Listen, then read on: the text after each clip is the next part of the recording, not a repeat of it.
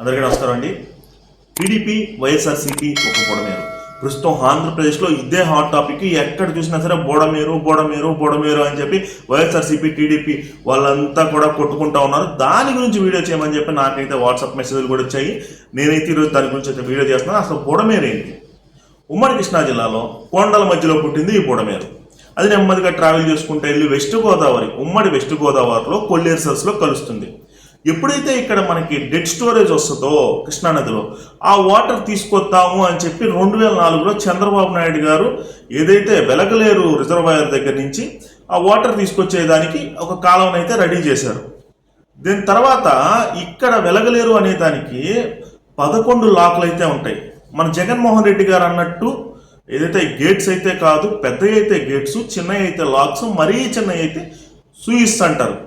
Okay, ఏం జరిగిందంటే ఈ ఫ్లడ్ ఎక్కువ రావడం వల్ల ఆ 11 గేట్లు ఎత్తేయడం జరిగినప్పుడు ఆ వాటర్ అనేది ఆ కాలువ అనుగుణంగానే రావాలి.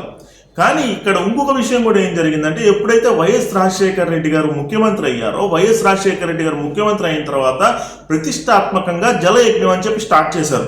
పోలవరం కుడి కాలువ ద్వారా ఏదైతే వెలగలేరు రిజర్వాయర్ ఉందో రిజర్వాయర్ మీదగా కృష్ణానదిలోకి వాటర్ లెట్ ప్లాన్ చేశారు. ఇక్కడేమవుతుందంటే ఆ ఆగిన ఫ్లడ్ వాటరు ఏదైతే ఈ కుడి కెనాల్ ద్వారా ఏదైతే పట్టసీమ ప్రాజెక్ట్ అంటారు, ఆ రెండు కూడా ఎక్కడ కలుస్తాయి అంటే ఈ వెలగలేరు రిజర్వాయర్ దగ్గర కలుస్తాయి. అక్కడికి వచ్చేసరికి ఏమవుతుందంటే వాటర్ ప్రెజర్ అనేది చాలా ఎక్కువ అయిపోద్ది. దాని మీదగానే క్రాస్ చేసుకుంటూ వెళ్ళాలి కాబట్టి కొన్ని వాటర్ ఇటు వచ్చే అవకాశం కూడా ఉంది.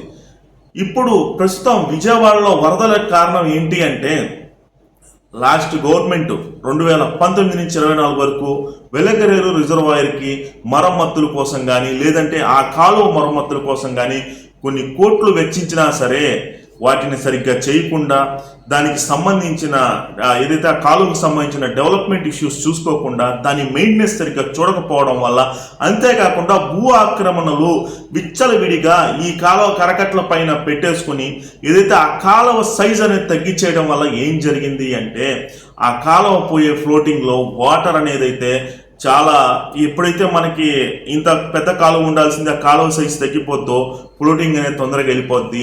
అలా వెళ్ళిపోవడం వల్ల ఈ ఎక్కడెక్కడైతే గ్యాప్లు ఉన్నాయో అక్కడ గండ్లు పడి విజయవాడలకు వాటర్ అయితే వచ్చేయడం జరిగింది. ఈరోజు నేనేం చెప్తున్నాను అంటే, ఈ బుడమలేరు ఓకే కొల్లేరు సరస్సు కలిగిన దాన్ని మళ్ళీ వెనక్కి తీసుకురాని చెప్పి చేసిన కార్యక్రమం మంచిదే. పట్టిసీమ ద్వారా కుడికాలువ ద్వారా వైఎస్ రాజశేఖర రెడ్డి చేసిన పని మంచిదే. వీళ్ళిద్దరు చేసిన పని మంచిది. ఈ 5 సంవత్సరాల్లో ఈ కాలువని మెయింటైన్ చేయకుండా భూ ఆక్రమణలకి తెగపడి, నేను కనుక్కున్న దాని ప్రకారం తెలుగుదేశం పార్టీ నాయకులు ఈ భూ ఆక్రమణలపై చాలా సార్లు గత 5 సంవత్సరాల్లో పోలీస్ కంప్లైంట్లు కూడా ఇవ్వడం జరిగింది. రోడ్లపైకి వచ్చి పోరాటాలు కూడా చేశారు. ఎందుకంటారా? తెలుసు వాళ్ళకి. ఎందుకంటే బుడమేరు గనక ఉగ్ర రూపం దాలిస్తే ఇటువంటి ప్రమాదం వస్తుందని చెప్పి తెలిసి తెలుగుదేశం పార్టీ వాళ్ళు అయితే చేశారు. కానీ జగన్మోహన్ రెడ్డి నిమ్మక నీరెత్తకుండా అలాగే కూర్చుని ఉన్నాడు. ఈరోజు ఇంత పెద్ద వైఫల్యం జరగడానికి ఒక మంచి కార్యక్రమంతో ఆ రోజు చంద్రబాబు నాయుడు, రాజశేఖర్ రెడ్డి అంత పెద్ద జలయజ్ఞం రూపంలో ఈ నీరు తీసుకొచ్చే ప్రయత్నం అయితే చేశారు. కానీ దానిని నిర్వీర్యం చేసింది జగన్మోహన్ రెడ్డి.